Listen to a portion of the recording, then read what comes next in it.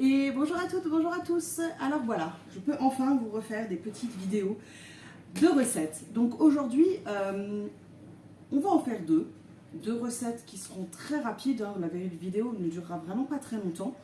Donc parce qu'on me l'a demandé, on va commencer par faire, donc ce ne sera pas le mojito, mais le virgin mojito, puisqu'on va le faire sans alcool. Je vous expliquerai ensuite comment, pourquoi rajouter de l'alcool. Et on va faire les fameuses glaces que l'on trouve au McDonald's, donc McFlurry ou Sundae, puisque la base est la même, pour que vous puissiez vous régaler cet été avec quelque chose de super rapide, de super facile et surtout de pas cher, étant donné que les McFlurry, les Sundae, on les paye quand même entre 2 et 3 et 4 euros au McDo, et que bah là, au final, la recette va vous coûter 2 euros au total pour à peu près 4 personnes. Enfin, peut-être un petit peu plus à cause de ce que vous allez mettre dessus, mais ce sera vraiment rien par rapport à ce que vous payez donc au McDonald's. Alors on va commencer tout simplement par le Virgin Mojito. Donc Virgin Mojito, donc, comme je le disais, recette que l'on m'a demandé, donc je vais en profiter pour vous la faire. Pourquoi Virgin Mojito? Parce qu'on va faire une base sans alcool et qu'on va tout simplement ensuite venir rajouter le rhum dans le verre en fait, puisque ça va nous permettre d'avoir une recette de base que tout le monde pourra boire. Donc les enfants, les femmes enceintes, et que justement, ensuite, pour ceux qui veulent, il suffit de rajouter le rhum dans le verre et nous aurons notre mojito maison. Que l'on va utiliser donc notre pichet 2 litres, donc qui est encore en promotion jusqu'à aujourd'hui, puisqu'il est dans les irrésistibles à 5 euros dès 49 euros d'achat. Donc comme vous le savez, moi c'est mon petit chouchou, hein, puisqu'il est au quotidien dans ma cuisine. D'ailleurs le deuxième est déjà dans le frigo avec mon thé glacé qui est prêt dedans. Donc on va faire notre Virgin Mojito et ensuite on passera au Sundae. Alors, tout simple, il nous faut des citrons verts, des feuilles de menthe, du sucre en poudre et un petit peu d'eau plate. Ensuite, il vous faudra à peu près 1,5 litre d'eau gazeuse à rajouter à l'intérieur. Là, on va juste préparer la base et vous verrez que c'est vraiment super simple. Donc là, mes feuilles de menthe, comme je les ai déjà préparées, en fait tout simplement en feuilles, parce que j'ai pris 2 grandes branches que j'avais dans mon jardin, je vais simplement venir les mettre dans le pichet, tout simplement. Voilà, rien de plus simple. Pour ce qui est du citron, en fait, je vais les couper en deux. Pourquoi? Parce qu'en fait, dans mon 3 en 1, je vais en profiter pour récupérer le jus. Mais on ne perd pas nos citrons, on les garde. Donc, je récupère le jus. Et ensuite, je vais le mettre dans mon pichet, justement. Hop, voilà. Mais les citrons également. Donc, vous voyez, je presse le citron. Je tombe ça. Je récupère un max de jus. Donc, mes citrons ont été préparés, nettoyés à l'avance. Et donc, les citrons, je les mets à l'intérieur et je rajouterai le jus juste après. Hop, voilà. Donc, j'avoue que c'est une recette que chez nous, on fait très souvent l'été, hein, puisque c'est quelque chose qu'on aime énormément. Surtout, comme dit, vous voyez, dans cette recette, étant donné que la base est sans alcool, n'importe qui peut en boire. Donc, mes enfants adorent ça. Et salut Aline, comment ça va? D'ailleurs, Aline, tu l'as goûté le mojito quand tu es venue la semaine dernière. Puisque, comme je le disais, pas d'alcool, donc même les femmes enceintes peuvent le boire. Hop. Voilà, vous voyez, c'est quelque chose de très rapide.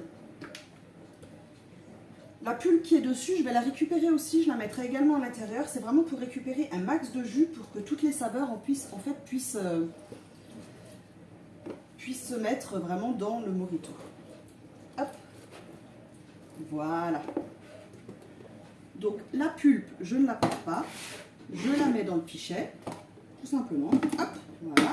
Le jus, on le met également dans le pichet. On n'en a plus besoin, donc on peut le mettre de côté. Voilà. On va ensuite venir y ajouter du sucre en poudre. Merci Aline. Donc du sucre en poudre. Donc tout simplement, je prends la cuillère doseuse de 100 ml que je vais remplir. Et on met une bonne dose. C'est vrai que ça peut paraître beaucoup de sucre, mais comme vous voyez, ça va quand même être tout le pichet. Hop, voilà, pareil, la cuillère, j'en ai plus besoin. Je la mets de côté. Et maintenant, ce qu'il faut faire, donc vous voyez qu'il y a la menthe, le citron, le sucre. Donc on va essayer juste d'un petit peu d'étaler tout ça. Alors de l'eau, il ne faut pas en mettre de trop, juste suffisamment en fait pour qu'on arrive au niveau à peu près du citron. Donc une fois qu'on a notre base, on va tout simplement, alors si vous ne l'avez pas, c'est pas grave, mais c'est vrai que c'est mieux, c'est l'insert qui va se mettre justement dans le pichet. Donc vous voyez, il se met tout simplement dedans, il se retire très facilement, parce qu'il va nous servir en fait quand on va vouloir verser, à ne pas avoir justement les feuilles de menthe, la pulpe de citron, tout ça, ça va rester là-dedans, mais on va pouvoir avoir notre mojito qui sort sans difficulté. Donc on met le couvercle qu'on a ouvert pour que ça ne pète pas à la tronche. On referme et là on va simplement mélanger pour que le sucre puisse s'intégrer dans l'eau, le jus de citron, pour que justement nos saveurs elles puissent se préparer également. Et donc une fois que c'est prêt, on va laisser ceci au frigo, donc à peu près 2 heures pour que ça ait le temps de s'infuser. Et qu'au moment de servir, il vous suffira de rajouter l'eau gazeuse. Alors attention, ne faites pas la même bêtise que moi. Une fois que vous avez mis l'eau gazeuse, laissez le bouchon ouvert, puisque forcément la pression du gaz va faire que ça va monter et que ça va vous péter à la tronche, ce qui m'est arrivé la semaine dernière. Donc voilà, c'est pour ça que je préfère prévenir. Donc là, tant que l'eau gazeuse n'est pas dedans, on le ferme et on le met au frigo au minimum 2 heures. Alors c'est quelque chose qu'il vaut mieux ne pas trop préparer la veille. Pourquoi? Parce que la menthe a tendance comment expliquer ça, à devenir un petit peu amère si ça reste trop longtemps dans quelque chose. Donc vaut mieux le préparer le matin pour midi, c'est mieux plutôt que de le faire la veille pour que l'amertume ne soit pas trop là. Donc là je le mettrai au frigo tout à l'heure, en attendant je vais le mettre de côté. Et maintenant on va pouvoir passer au Sundae McFlurry, voilà, aux petites choses que nous aimons en dessert, en goûter, voilà, c'est vrai que c'est quelque chose qu'on aime bien faire, hein, se retrouver entre amis et puis se dire on va se faire un McDo, on va se faire une petite glace. Et bien aujourd'hui on va se faire cette petite glace maison. Donc pareil, très peu d'ingrédients, alors il faut juste que j'aille les chercher puisque c'est des ingrédients qui doivent rester au frais puisqu'il nous faut de la crème et il nous faut aussi, alors que je vous dise pas de bêtises du nom, du lait concentré, donc sucré et non sucré. Le sucré est au frigo, puisqu'en fait, comme on retrouve des grosses boîtes, moi ce que je fais en fait, c'est que je le congèle, ce qui me permet de pouvoir le réutiliser plus tard, puisque les grosses boîtes, forcément, on n'utilise pas tout de suite, et parfois c'est franchement agaçant de se dire, maintenant je l'ai ouvert et je vais le perdre. Donc vous pouvez le congeler, ça se congèle très bien. Si vous voulez même peser la quantité exacte qu'il vous faut pour la fois d'après, vous pouvez aussi. Là, moi je ne l'ai pas pesé parce que voilà, enfin, pas séparément, parce que je sais qu'aujourd'hui j'utiliserai tout ce qui me reste, donc c'est pas grave. Donc là, je vais juste chercher au frigo ce qu'il me faut et je reviens tout de suite. Alors, hop, et le lait concentré. Là, voilà. Et voilà, donc je suis de retour avec la crème, donc qui a été au frais, forcément, sinon elle ne monte pas en chantilly, et le lait concentré sucré. J'ai également du lait concentré non sucré. On fait moite-moite pour que justement la recette ne soit pas trop sucrée, puisqu'après on va venir y ajouter des choses. Et c'est ce qui va faire que justement c'est une recette gourmande, mais avec laquelle on va pouvoir se faire plaisir. Donc tout simplement, alors, c'est une recette que moi je divise par 2, pour une raison très simple. 600 ml de crème là-dedans, ça ne monte pas en chantilly. Il n'y a pas assez de place. Donc du coup, je le fais en 2 fois. En plus, pour 4 personnes, ça suffit amplement, 300 ml de crème. Donc, faites la recette, coupez-la en 2, ça ira très bien. Donc, 300 ml de crème qu'on va monter en chantilly dans mon petit Speedy Chef 2. Hop, voilà. Donc, tout simplement. Alors, ce que vous pouvez faire aussi, c'est préparer la crème, la laisser au frigo dans le Speedy Chef, et justement, comme ça, à la dernière minute, quand vous avez besoin de la monter, le Speedy Chef est également frais. Ou alors, vous pouvez même le mettre une dizaine de minutes au congélateur, juste pour que ce soit vraiment bien frais et que ça monte plus vite. Alors,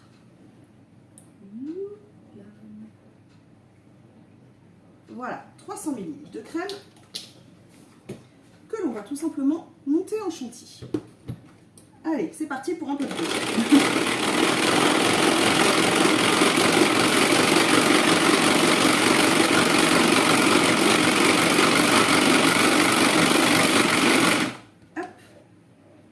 Bien liquide, donc on continue. Donc restez bien en vitesse 1, sinon ça ne montera pas assez vite et vous allez vite avoir très mal au ventre.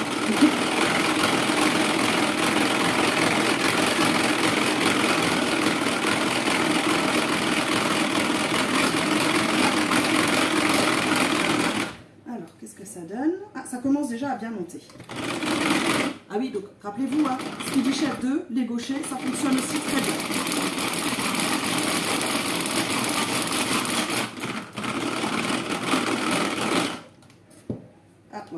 Donc là, la chantilly est déjà bien montée.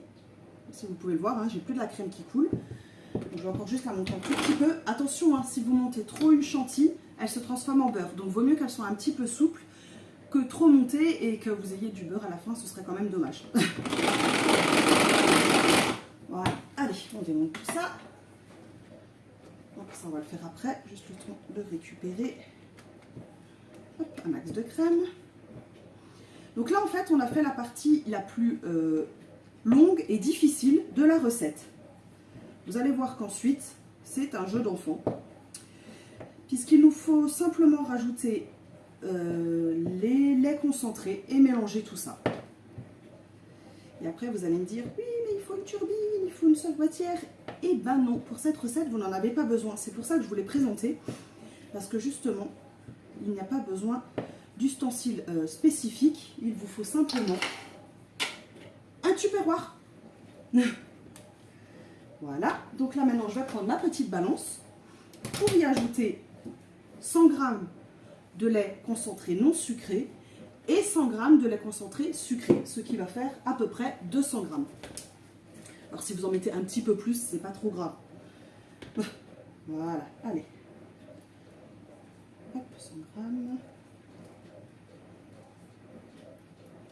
On y est presque. Voilà, 100 g. 102 g, j'y suis presque. Hein. Je prends la petite maryse. Hop. Voilà. Et on fait pareil, on rajoute 100 g. Donc vous voyez que le concentré sucré est un peu plus épais. Donc c'est pour ça que j'ai pris ma petite spatule, ma petite maryse pour pouvoir l'arrêter quand j'en aurai besoin. Hop, on en est à combien? 185, on n'est pas très loin. Voilà, 205 g. Donc vous voyez, je suis presque dans les clous. Et donc ce qui me reste là, bah, je vais pouvoir refaire la recette plus tard, demain, après-demain, tout simplement. Donc là, vous voyez qu'on avait la chantilly, on a les différents laits. Donc on va simplement venir mélanger tout doucement pour que ce soit bien homogène. Voilà. Hop. Voilà.